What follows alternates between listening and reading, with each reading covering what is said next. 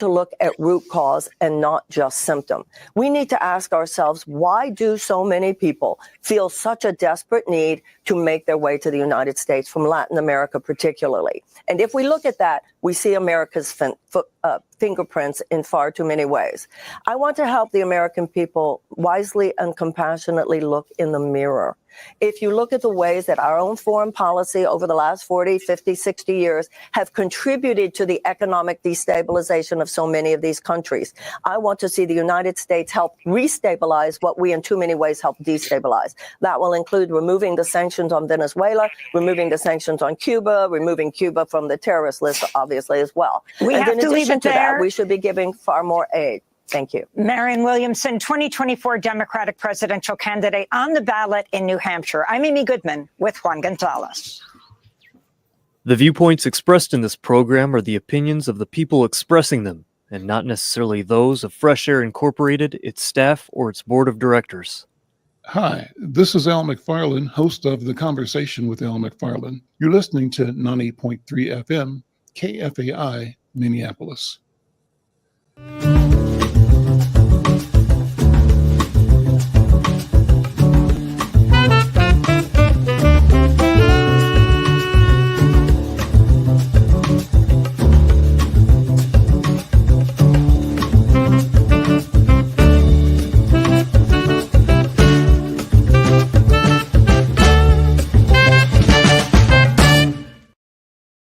I'm Al McFarlane. Welcome to The Conversation with Al McFarlane. I'm glad to be here.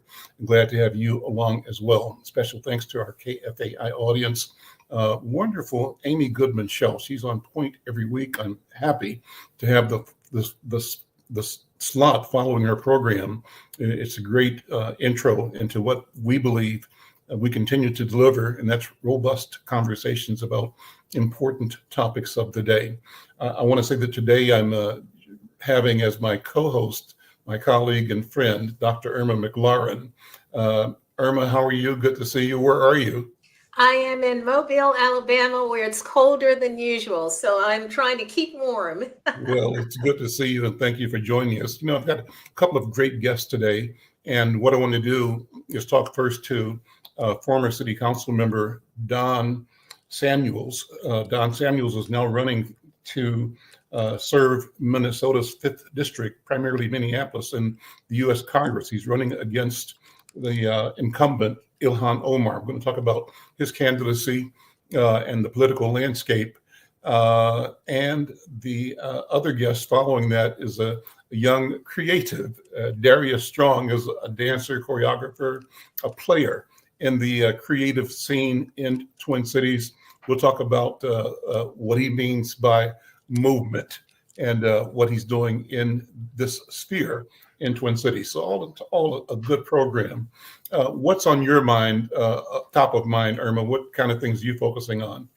Well, you know, the news that's been circulating and trending on both LinkedIn and Twitter has been, of course, the removal of Claudine Gay from Harvard, her what we call her involuntary resignation, and then tragically the suicide of Claudia Bailey, who was, you know, bullied. And I think this speaks to some of the issues that have arisen around some of these political campaigns as well, is that when we talk about certain aspects, whether it's clothing, whether it's how people look, it's generally women who are targeted. It's rarely that men, you know, are done. So I think we need to look at the gender dynamics of political campaigns and the kinds of conversations that people are having.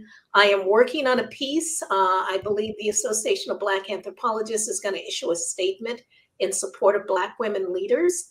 And so I want to wait to submit mine until that is ready. Awesome. Awesome. Well, let me bring our first guest in. Don Samuels is has recently served as the CEO of a group called Micro Grants. It's a Minneapolis-based nonprofit organization that gives grants up to $5,000 to low-income people with potential. Don also served 3 terms on the Minneapolis City Council from 2003 to 2015. as well as one term on the Minneapolis Public Schools Board from 2015 to 2019. Prior to his work in politics, he had a 30-year career as a toy designer with some of the industry's largest companies, including Hasbro, Playskool, and Milton Bradley. And now, as I said, he's thrown his hat in the ring, challenging incumbent Ilhan Omar to represent Minnesota's 5th Congressional District, which is mostly Minneapolis and some of the first-tier suburbs around it. Don, welcome. Good afternoon. Good to see you, my friend. How are you? It's wonderful to be here, Al. It's good to see you again and to see Irma, to talk to her again after quite a few years. So Yes. Well, let's jump right in. Let's have you make the statement, Don, why you're running to represent Minnesota's 5th Congressional District at this particular time, and what some would say is a troubled history. You're correct, Al. These are troubled times. People are, as you say, you just referred to the bullying issue. It's happening at all ages. In fact, they're saying that 35% of all people have stopped talking to a family member or a friend because of politics. And the divisiveness is pervasive from top to bottom. And unfortunately, my opponent is part of that. And in fact, for instance, voting against the infrastructure bill, which is such a logically sensible bill, it's going to bring almost $6 billion to the state. She voted against that. She voted against Russian sanctions and against supporting the Ukrainians, and even locally taking a stand against the mayor, publicly having a press conference, elect anybody but. And so locally, nationally, internationally, she has been divisive. And I think my leadership style will bring a fresh, collaborative, pragmatic, democratic approach to leadership. What are you telling voters and Minnesotans are the 3 biggest issues that the 5th Congressional District is facing? And what are you saying you plan to do to address the top 3 issues? Yeah, I think, of course, the number one issue continues to be safety, as people are still not comfortable sitting out on the plazas or going comfortably to the park, people looking behind them, especially personal attacks are still there, and of course, car thefts. And so we have to begin to deal with that issue. I'm going to Washington to make sure that the cities have the kind of resources to keep people safe, and that we hire the proper, just kind of young people to police our streets in the numbers sufficient to keep us safe. And then secondly, let's stop on that one first, Don. Let's go more into safety. We'll come back to the other 2. Mm-hmm. And so what would you be doing differently than is presently being done? And what do you think the Congress can do to support a different strategy or a different approach to creating safety for the residents of 5th District? Well, I think, first of all, you have to work with the mayors of the district. They're the ones whose feet are on the ground. You have to work with the cities to find out what they need in terms of resources. And the federal government has to get involved in funding those resources to hire and retain police officers that are responsible to their communities. And then, of course, you have to make sure that the laws on a federal level are enhanced in terms of policing. We know that we're banning no-knock warrants and chokeholds, but there are other opportunities that we can nationally create some basic policy and behavioral conduct constraints that limit the abusive potential of police officers. Okay. You were in the middle of challenging the public policy officials that wanted to radically reform or change or reduce or eliminate what we know as the criminal justice system. Where are we now, and how do you see, describe the position you took publicly in suing, I think, the city of Minneapolis over its policies? Yes. Well, when Sandra and I saw the group of 10 council members declaring the intent to abolish the police, we were aghast because we live in the most challenged part of the city. This is a pledge Sandra and I made. It's a pledge I made since college to always live in a low-income community, African-American community, because I felt that this is where I can contribute the most. And I wanted to join the civil rights movement, basically. And so in doing that, we are in the place of greatest challenge. Gunshots every day were being heard, automatic gunfire, people being killed. Our children saw and our neighbors saw. And so when we heard defund the police, we were freaked out quite. And actually 70% of African Americans agreed with that position, that we should not abolish the police.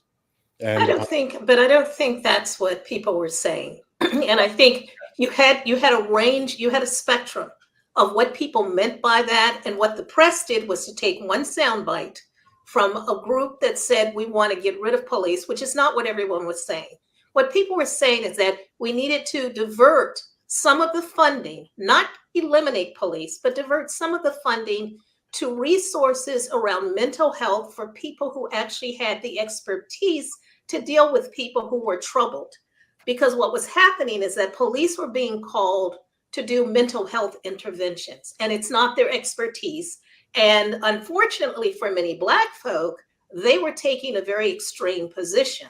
Whereas when they encountered mental health people who were white, they somehow seemed to have the ability to differentiate between what was a mental health crisis and what was really criminal or, dangerous activity. And I think that's what was the point. So I don't think we should take the press's soundbite and run with that.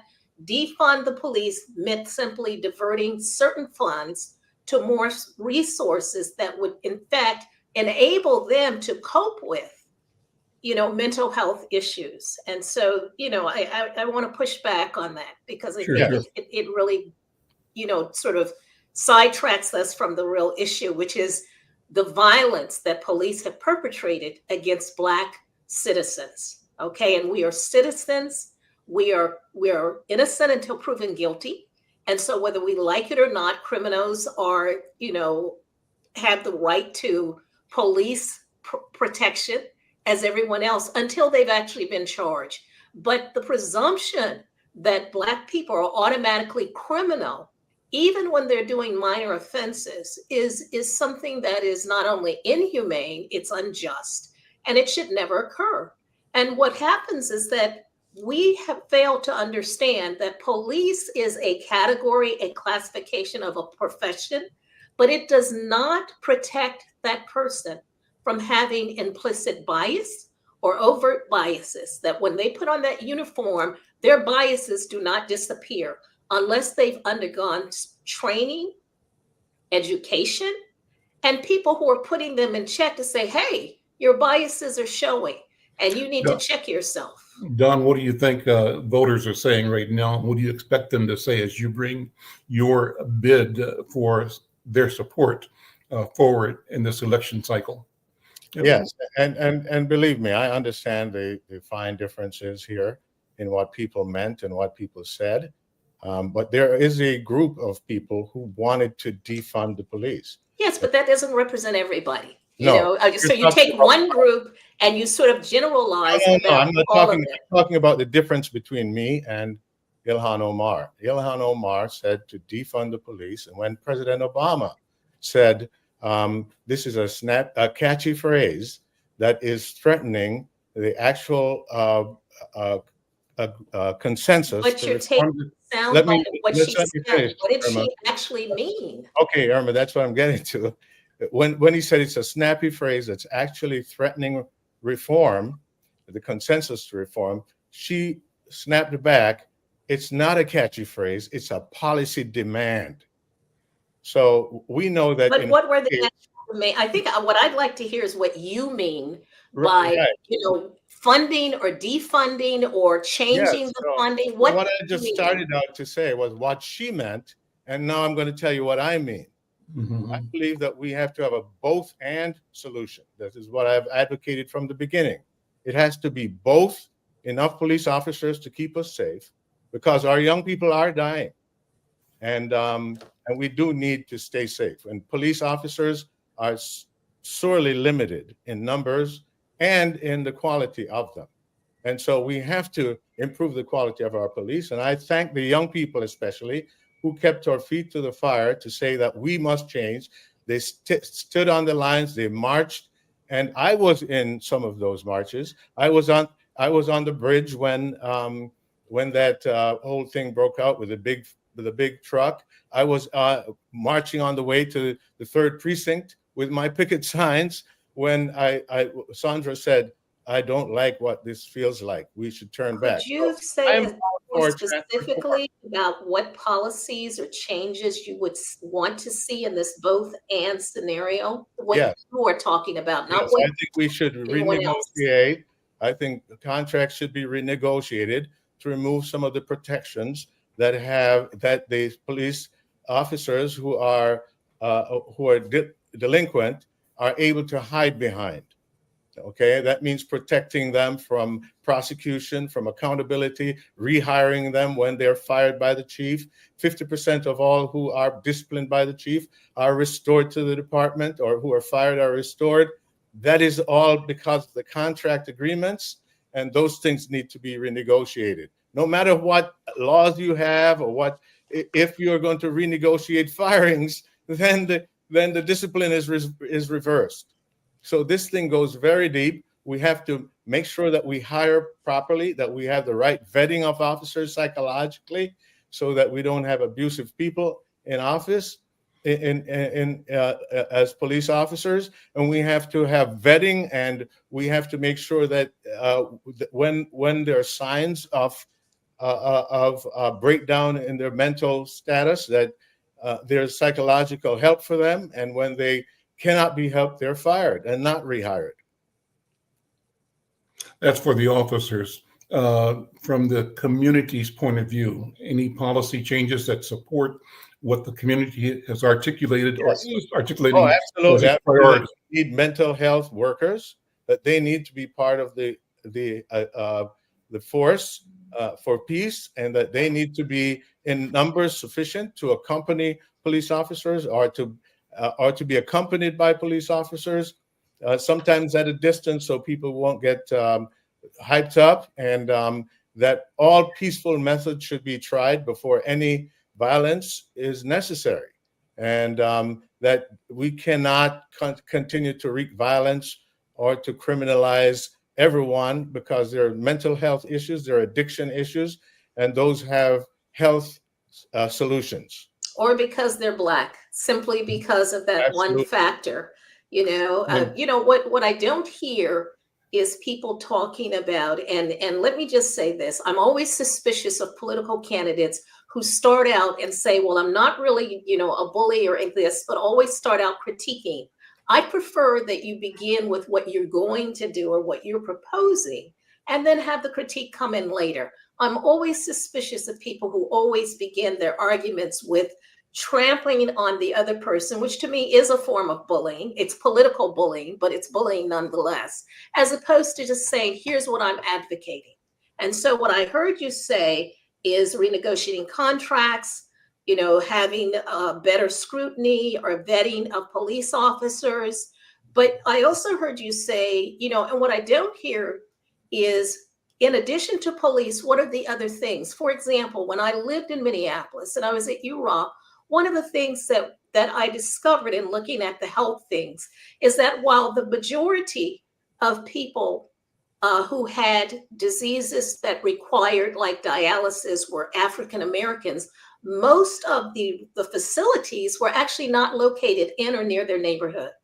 We also had the largest out-of-home placement of Black children, into foster care, which was not the case with white children. And so I'd like to hear about policies that don't have to do with the police, that's not about critiquing your the Well, person who you're running. let's come back because we talked about three things we've asked Don Samuels to Okay. sort of talk about. So Don, number 2 and number 3.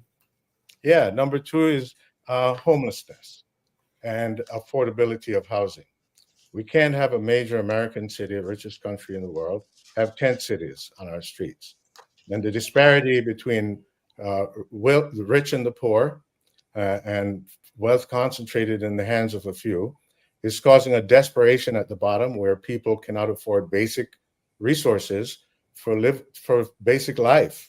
But how do you change that? What specific policy? Because that's the nature of capitalism. So what would you do specifically if you were in office to shift that dynamic? Yeah, Irma, I got to describe the problem. Otherwise, I don't need to be elected. I think everybody knows what homelessness is. So I'm just asking, what policy would you put in place? Irma, I feel like you're the other candidate. I'm dating you. There you go again. I'm simply asking you, what specifically would you do? I think all of us know what homelessness is.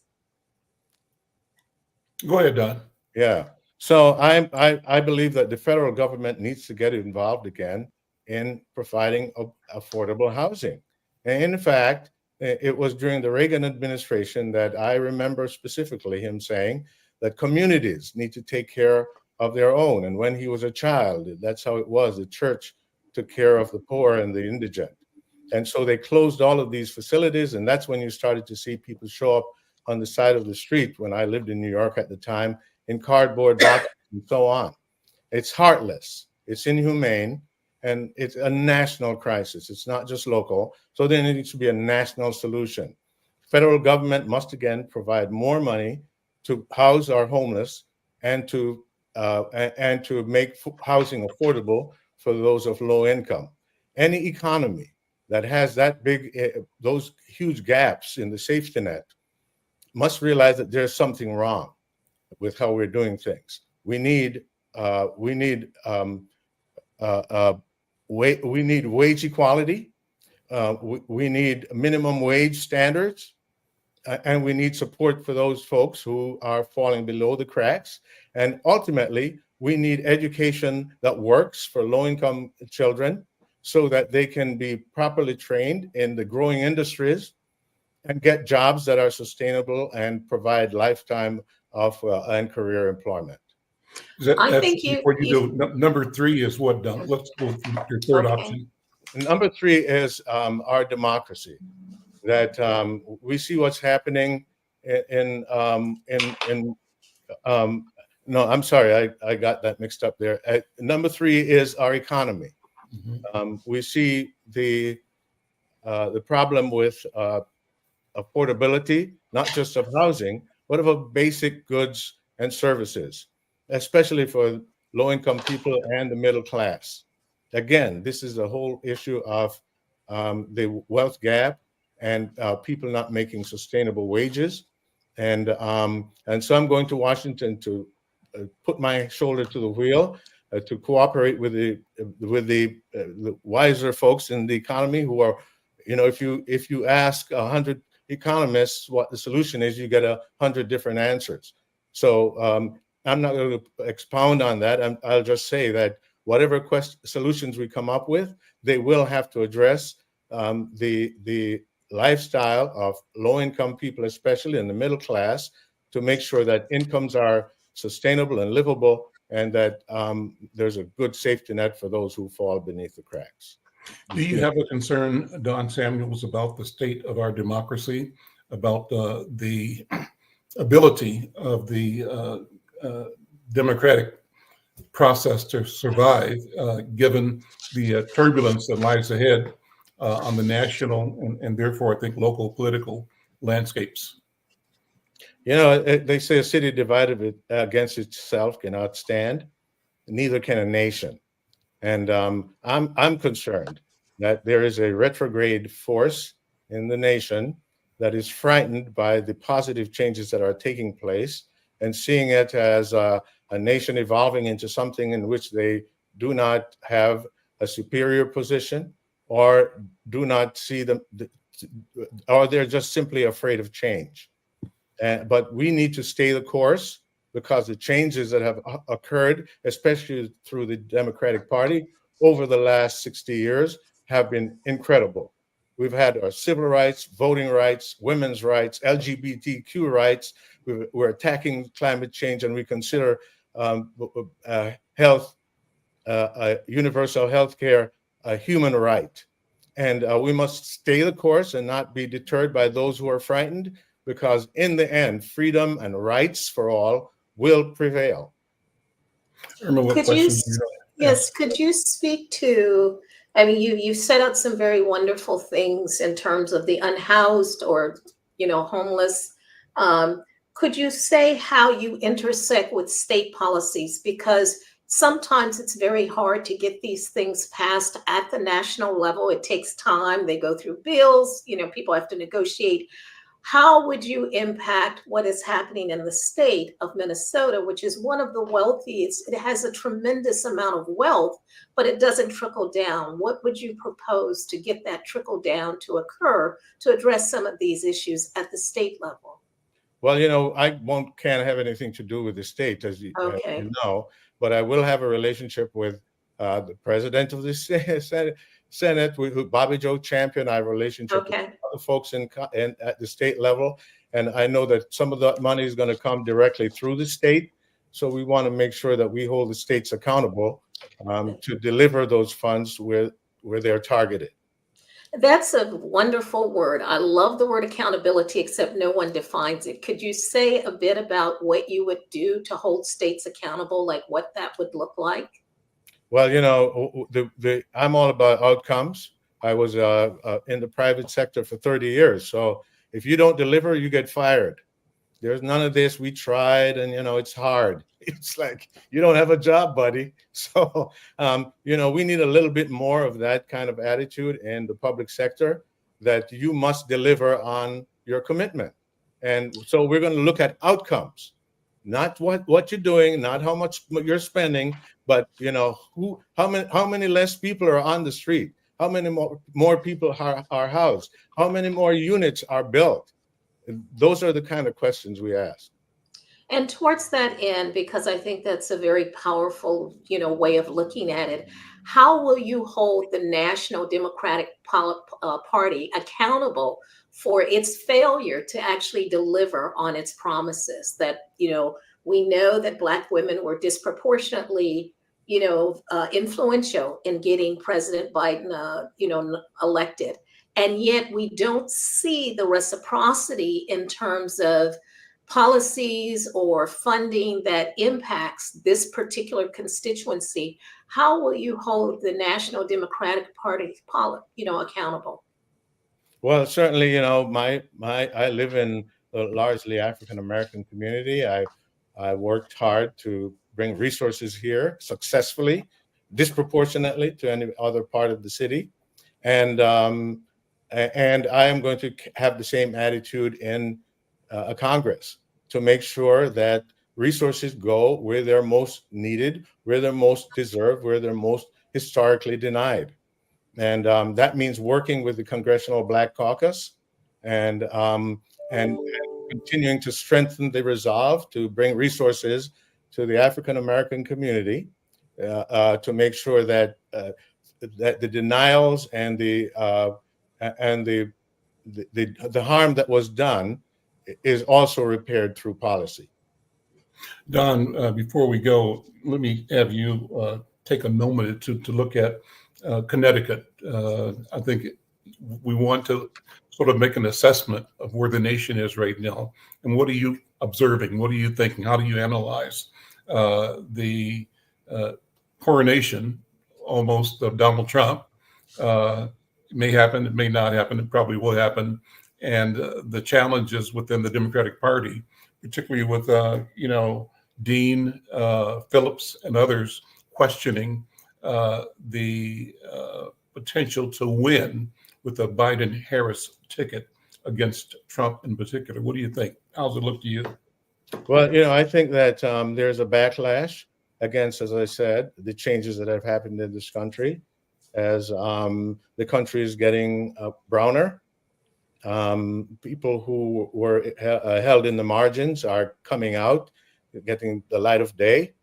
And we are now going to share the goods, the rights, like universal health care, with folks who were thought to be undeserving. That is frightening to some people. It's not the America they signed up for. And so Donald Trump comes along, and he's an attractive option. He's going to bring back, to make America what it was again. And the word great is thrown in there, but that's not, those of us who have seen the progress over the years know that America is at its greatest when all of us are participating. And so, yes, it is an attempt to roll back the clock. And we have to understand that the solution to that is to continue to be inclusive, because young people are looking for a new kind of nation that is truly inclusive. They're going to school with kids of all complexions and colors, and in a way unprecedented in the past. And so they're expecting their churches, their politicians, and all to carry values that include everyone. That's why the protests after George Floyd was so diverse, because those young people had been in school and in college and in the workplace with people of all stripes. And we need to stay the course, because youth is on our side, our immigrants are on our side, our people of color as Democrats are on our side. And the folks who are, it's unsustainable what the Republicans are trying to do. Older people die first. And change is inevitable. We're fulfilling our Constitution, and the closer we get to it, is the better we're going to feel about ourselves. Stay the course, and this pushback will fade. Don, thank you so much. Good to see you again. I'll have you back again and again. I think this conversation is important, and I appreciate your voice. Don Samuels is a candidate for the U.S. Congress from Minnesota's 5th District. He's challenging the incumbent Ilhan Omar to be the Democratic Party's nominee, and he wants to be the congressman from District 5. Don, thank you so much. Thank you, Al, and thank you, Irma, for your tough questions there. Of course. That's why Al has me on here. Thank you, Don, and we'll see you later. Thank you. Bye-bye. Yeah. So, Irma, I wanted you to take a second to talk about this, how your read on the primary today out east. What's your read on the political soup that's boiling as we speak? I think this is a challenging time for all of us. Don, Samuels alluded to it, but we are in a moment in time when what Donald Trump is promoting and some of the other folks were promoting is what I call the reclamation of whiteness. They want to revert back to a moment in time when white privilege was supreme. Black folks knew their place. We were okay with being at the back of the bus. We may have mumbled and grumbled, but we went back there anyway. And what they failed to understand is that moment has passed. I'm fond of saying you can't put the black genie back in the box. Okay, that's number one. We're not going back in. One, we are much more educated than we were. Before you go further, let me ask you, how willing are our adversaries to do what they think may be necessary? Oh, I think it's necessary. It's not just us. No, I think by any means necessary that they will do whatever they can. They will use their power, their privilege, their money, their institutions to move us backwards, if at all possible. And we just have to, I'll borrow from Donald Samuels, we have to stay the course. Now, the question becomes, are the people who are representing us at national and state levels the right people? I think people need to understand that this is not just about these very public and high profile positions of Congress and Senate, and state representatives. It's also the judges. It's every single thing that is on that ballot becomes absolutely critical. On every ballot, yeah. Everything is becoming critical. So that means the people who are, I'm trying to remember some of the things, agricultural something, Board of Taxation and Estimate. Yes, exactly. Yeah. People need to pay attention to who is putting, this, being put in these positions. Because what Donald Trump did while nobody was watching is that at the state level, he appointed people as judges who had zero experience, who were young. So it's not like they're going to go away very quickly. And now you've got all these state judges who are in charge of making determinations about policies and stuff. So I think we have to pay attention to every single position and educate ourselves about what people's platforms are and vote. We have to vote, even if it looks like it's the lesser of two evils or that it's not really a choice. We still have to vote. I'm Al McFarlane. This is The Conversation with Al McFarlane. My co-host today, Dr. Irma McClaurin. She's the Culture and Education Editor of Insight News, a former president of a historically Black university, and a person who has created pioneering work in the arena of creating a Black feminist archive, the Irma McClaurin Black Feminist Archive at the University of Massachusetts, Amherst. We'll talk about that as we go along today. Let's bring in our next guest. He's Darrius Strong. He's an accomplished choreographer, a dancer, an educator based here in Twin Cities. His creative work has garnered recognition and been featured in prestigious venues such as the Walker Art Center, their Choreographers Evening, and Rhythmically Speaking. He's the founder and artistic director of STRONGmovement and director of the hip hop program at Elevate Performing Arts Center. He continues to push boundaries and inspire others through his innovative approach to movement. Notable highlights of his career include being featured in the 2015 New Griot Festival and an American Standard Billboard advertisement in New York City's Times Square in 2016. In 2017, he received the Momentum New Works recipient award, acknowledging his outstanding contributions to the field. He's also served as the movement director for esteemed theater organizations such as the Guthrie Theater and 10,000 Things Theater. He lends his expertise and artistic vision to enhance stage performances. His choreographic talents are sought by renowned dance companies, including Threads Dance Project, Flying Foot Forum, Alternative Motion Products, TU Dance, and James Sewell Ballet, where he's created captivating works. Additionally, he's dedicated the past 7 years to bringing hip-hop knowledge and technique to Anoka Middle School for the Arts. He's making a significant impact on the next generations of dancers. Beyond the realm of dance, he has made his mark as a movement director for musicians as well.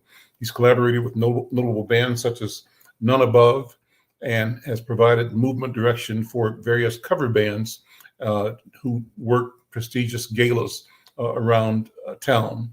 Recognized for his artistic excellence, he's a recipient of the 2019 Jerome Hill Fellowship and the 2022 Choreographer McKnight Fellowship, those solidifying his position as a trailblazer in the dance community. Brother, good to see you. Welcome to the conversation. How are you? I'm doing well, man. Thanks for having me. I'm excited.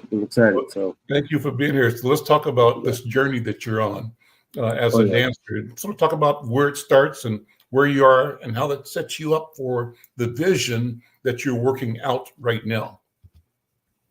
Yeah, I was born in Chicago, so Calumet City out that way, south side of Chicago. Moved to Minnesota when I was 7. Dr. Irma is your home girl. Yeah. Say that. I see that head now. Projects. Hey, West Side. Say that. So I'm a product of that community. I think about, and I grew up dancing with my brother. So moving here at 7, often we just dance a lot in our living room and for talent shows for our school and things like that. And then, at a young age, I realized how therapeutic movement was for me. That it was necessary that I create. And when I wasn't creating, I would be going through these just different things going in life when it came down to the conscious and also the support from family. So just finding that joy that dance brought me, that's just something I held on to kind of moving forward.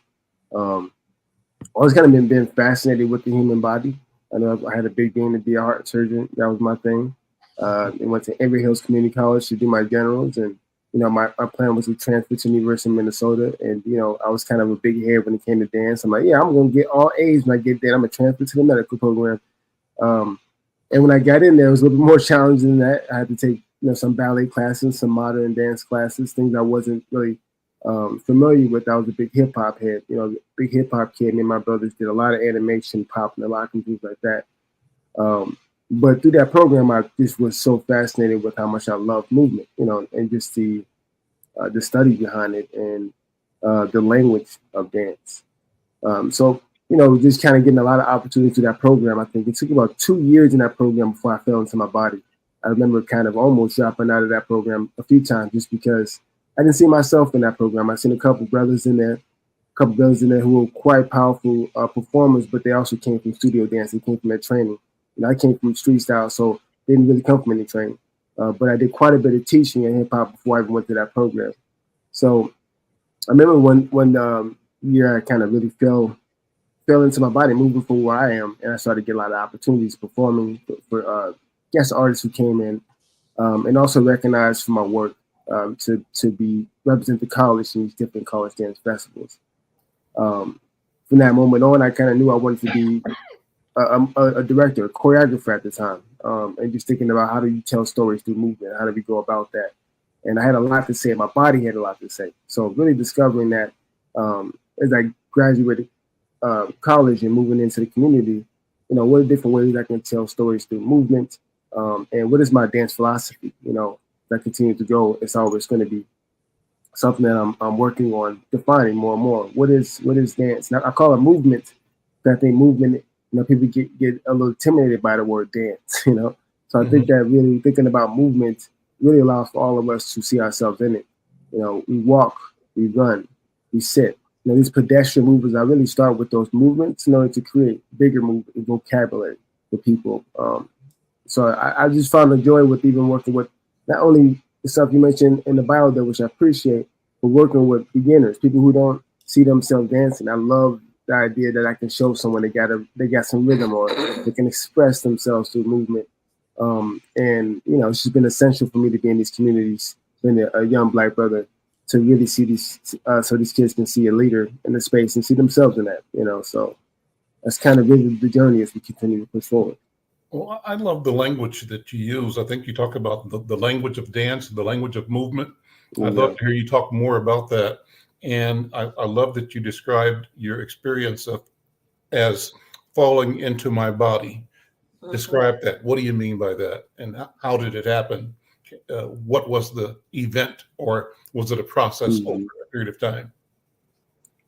Yeah, I mean, as far as the movement, and I'll talk about that, I just remember, hip hop has a certain look to it, different styles that comes down to it. That's what modern dance kind of opened my mind. I remember seeing Bill T. Jones' work come here to the Walker Art Center. He's a Black choreographer, but he was telling, it was called Story Time. And he was basically sitting in the middle of the stage, just still for a moment. Like I thought it was some type of figure. I didn't think he was real. He was reading his book, and all of a sudden he started to move halfway through the performance. And I was just mind blown. Like, okay, so stillness is powerful. Sitting in the space and what presence is powerful. Like just having that integrity in the body is also very powerful. So just finding ways to once again relate to the people watching the arts. I think often we go to dance shows and want to see dance. But I think the most important thing is the conversation that dance is.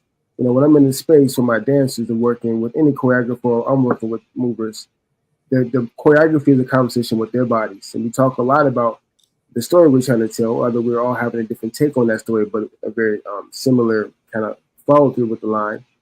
The conversation then it gets translated to the audience and viewers. And they got to be able to see themselves in the work in order to for it to impact them way beyond the weekend of the performance. So I think about the idea of that, once again, the language of movement and the power it has to create change, the power it has to create community and conversation, once again. So I think that is really the essential, the kind of the grounds for my work, just because I try not to label it, unless I'm teaching a specific class, whether I'm teaching a hip hop or modern chord technique class. I'll try to use some terminology, but when it comes to movement, I'm trying to look at it from those perspectives. And, I was talking about when I broke through at the University of Minnesota, and I realized when I fell into my body, I started to realize that I started thinking of the movement is just movement. Ballet was hard for me, thinking about sitting at the bar doing tandos and turns, and we're going to do this adagio phrase in this classical ballet. But as soon as I dropped the realm of what the structure of the style was and the fact that they had this history, I started thinking of just moving from my body. And that's when I started to take in more and started to get these opportunities, because I dropped that box that I was in about what is dance, So that's kind of the journey of, why I'm calling it movement and what I mean by that. What's the connection between movement and freedom for you as an African American or as an African in the West? When you think about movement, your discovery about the body's potential capability, if you take that out on an exponential level, what does movement mean for the people?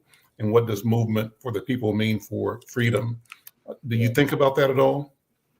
I do quite often, And what I mean by movement and freedom is, I was interested listening to the previous Don there. It's just amazing to hear that conversation. But movement in general, with your voice and with your body, I think I talked about trauma in our bodies. Like when we move, okay, so I got a little daughter, she's 4. She started to grow up. We talk about the fact that our kids, they can't talk at 1, 2. They use their body to be like, I need, all that stuff. So you got to be like, okay, what do you want? What do you need? And figure that out. I'm a firm believer as we get older, we start to learn how to talk. We then start to neglect the language of the body. We don't necessarily listen to the body. And that's why, we talk about therapy and talking about these different things to help us generate what's happening in our body. So I think when I think about moving and move my body in a way and not speaking, it then creates freedom in the body to then be self, to be truly yourself and be authentic with that and constantly going back to the grounds of identity, So I think that we're just in a period of time right now where people are really fighting to find identity and understanding the trauma in the body, because some people don't even know. I did a workshop at the JDC when I was my final year at the University of Minnesota. It was just so profound to me to see how many young Black brothers was inside this JDC, but they had no idea they can do this as a profession, that they had this natural talent. I bring a combo, they started adding to that, and to see the joy it brought to them and to their face, and understand that they had this power that they had in their bodies that I don't have. I have my integrity within my body. To see that they realized that within themselves, I think that really made a difference and hopefully made an impact. So I do think that the idea of JDC is juvenile detention. What is JDC? Juvenile Detention Center. Yeah. In Minneapolis. Yep. Mm-hmm. So just thinking about even doing work in those spaces and how movement gives voice. It reminds us that we have a voice to continue going forward. I went through when the whole movement happened, George Floyd murder. After that moment, I got pulled over by the cops, and I was pulled over by gunpoint at that time.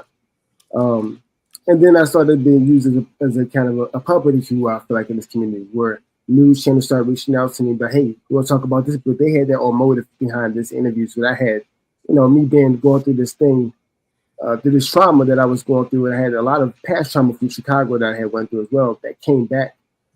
I almost shut down for a year. It was hard for me to go teach and put on the face like I'm okay, and then leave and then go to my car and basically cry, going to the next thing and go to these things, because I didn't feel like I had an outlet to really speak about what the damage that did to me as a person. But that also taught me that it was important for me to dance. Get back in the studio and start to move, and they would move me through these moments in time and got me here.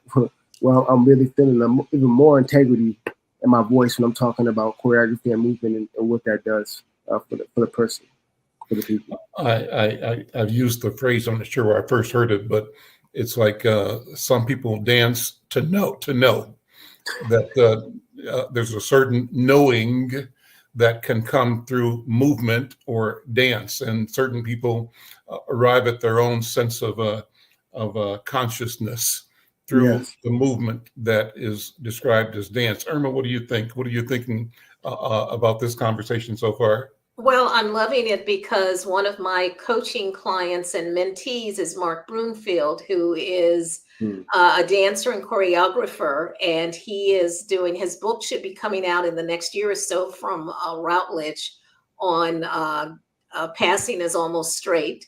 And he did an ethnography of the Alvin Ailey Dance Company, but he actually created not only a course, but a micro-credential called Performance as Social Change. And his tagline is moving minds, moving bodies, moving souls. So this whole thing of movement I've been hearing about, and there's a YouTube on it. I don't know if Cooper can bring it up. I sent him the link. But just what he also did was to step outside the dance department and to create a course that you did not need to be a dancer per se, but that you just needed to do movement and to give people that kind of freedom. And I think we forget that the body actually holds in it a lot of trauma and a lot of history and the ability to be able to express that. I do some Qigong once in a while, and there's one exercise called chest opening exercise. And what it basically says is that this is what you need to do when there's things you want to say, but you can't say. So this movement is actually a Qigong movement that allows you to breathe and then get out of your body those things that you have been suppressing. You know, and so I think it's very powerful. Yeah, I love that you said that too about just that sternum, that sternum opening up in that space. I don't know much about Qigong and the terminology behind it, but I can't speak to, growing up as a hip hop kid, things are very much has a lot of tension in it. I'm in here a lot, and I think that was one of the biggest things. Working under Tony Pierce Sands, which is artistic director at Two Dance. But she was actually in that program at the time, but taking her class and thinking about this one day when I had this movement. I've been repeating this movement, but there was a day where there was an outburst of emotion coming from my body. And like, once again, I talk about tears. This is something I had to really get as a person, as a black man, I have to understand that it's okay for me to cry. And that's one thing that I have to kind of get. It's okay. I need to let that out. But I do remember taking the time to then move and stretch my body in ways I haven't, opening my sternum and using my body in that way, and it unlocked a lot of different things for myself that I was not aware that was there until that had happened, right? And they continued to work through it from that point forward. So I love that you made that comparison as well. Yeah. Right. Darrius, you may be working with Children's Theater Company. Talk about what you're doing over there. Doing some movement direction, man. I'm just trying to add a little spice to this production. I think that Alice is not necessarily a musical, but it does have a lot of movement components to it. How does a caterpillar move? How does a cat move when it has a little bit of a majestic feel to it? So just really trying to find ways to add a little bit of movement in there, a little bit of dance, so a couple of different dance numbers that break out, but then to once again translate the language that I have to the actors so that they can see themselves moving through the movement rather than thinking of it just lines and blocking. Right, so I'm really taking the time to kind of go through this and finesse the work they've done. They've done this work before back in 2013, but they did desire to have more movement in it and more captivating moments. So I'm just kind of working with the director, Peter, and kind of going through each scene and adding different elements such as that. There's a moment in there which the caterpillar that Alice meets, and it's actually it's 7 other actors acting as the caterpillar. So it's the lead actor, but also you got a body behind the actor. So how do we make this caterpillar wrap around Alice and submerge her in this world, in this dream that she's in, and find ways to really make that, once again, be innovative with movement through this production,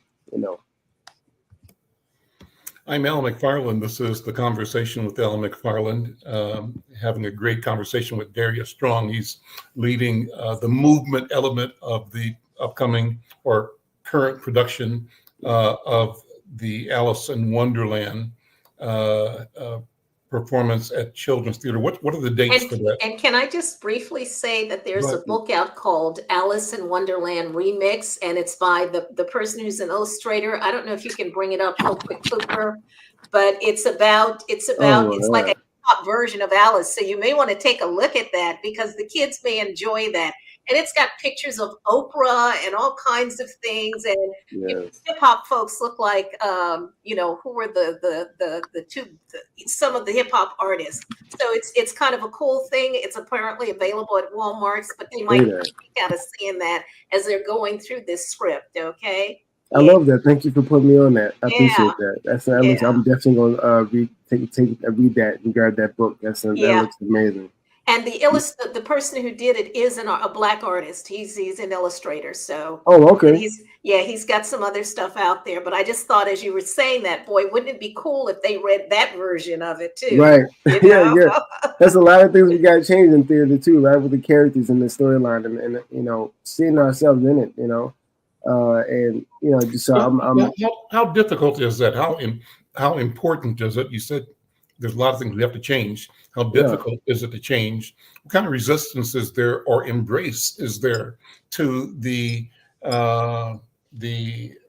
reinterpretation or the refinement, the further refinement of an idea that had its birth in a generation ago under different understandings? But we've moved, we've changed, and things aren't that way anymore. How difficult is it for you as a director to introduce change? I think that it's always. I'm a younger cat too. When I walk through the space, I'm 33, but I look a lot younger than 33. So when I walk in there, I'm usually the youngest cat on the board or whatever walking through the space. So I already have to hop over a hurdle to showcase my knowledge on what I know. But once again, that's when the confidence is kicked in, just being confident on my choices and things like that. When it comes to theater, some of these roles have been written. I think the hurdle comes to the audition process. We need to get artists of color coming out the audition for these roles. So once again, we can see them in these roles, and kids feel they can play these roles. And when they're written for an artist of color, a Black artist, if you will, too, we can't see ourselves in it, so it's not appealing sometimes. So that hurdle is making sure that we bring up some of these amazing artists in this community and put them in these spaces. Some of these playwrights, I'm not a playwright, but I know a few playwrights who are changing the game when it comes to that, who are really pushing at the boundaries of theater and finding ways to create more diverse plays and musicals within this community and beyond. So I do think that so we see and how we push forward with that. And in some ways, Al and Darrius, this is what we did at UROC. We had to change criteria. We had to change the things that we were measuring them by, because those measurements were the ways in which people got excluded. And so I'm sure that as you're looking and evaluating sort of who is able to do this particular role, you've had to rethink like the criteria of that you're using. They may not be able to do on point, right? Or something like that, but they may be able to do other kinds of things. So, to get this kind of transformation, in movement, we have to rethink what that is about. Yes.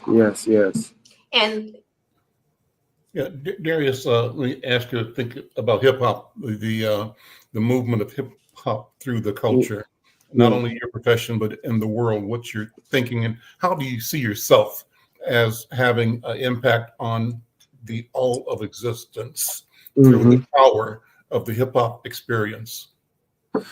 Well, I'm a storyteller, man. That's why I like to tell a grill. All hip hop artists, I feel like storytellers, MCs tell stories through their rhymes. You know what I mean? So I think that I'm constantly pushing at keeping the foundation, keeping some people, and especially the history. That's one of my biggest things. When I go teach class here in Minnesota, I'm very much talking about the founders of these different styles. And the different styles, a lot of people, if you go in the suburbs, you'll find out that they put hip hop in one category.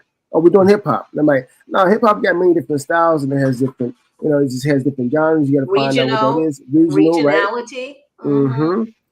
And that's what I've taken upon myself from a lot of having a big hip hop community here too. House of Dance, Cypher Side, these two organizations are really pushing some of the knowledge behind hip hop, and that's something that's always skipped over. So I do think that pushing the idea of keeping history, but also being innovative with how we tell stories with hip hop movements. How is it presented on stage? It's not always frontal, but how can we tell a story so so the audience can look in on the story rather than us performing for them, you know. So the idea of like flipping how we see it and present it, but also the understanding of it and throughout our communities, and understanding that hip hop is a social justice tool. You know what I'm saying? When it started, it is a social justice tool. It's talking about the problems in the communities to these people. When I think about how that's been transformed and thinking about how that's been molded, but I do desire to continue to bring some of these, use hip hop as that platform to speak about certain issues, speak about certain things that are common within Black families and young people as well. Darrius, we're out of time. Look, time goes so quickly, but thank you so much. Thank you so Appreciate it, man. Yeah. Thank you. And the show is at Children's Theater from February 15th to March 31st. Check it out. Alice in Wonderland. Darrius Strong, Irma McClaurin. Thank you both so much. I'm Al McFarlane. We'll see you next time. Okay, thank you. Thank you. Bye-bye.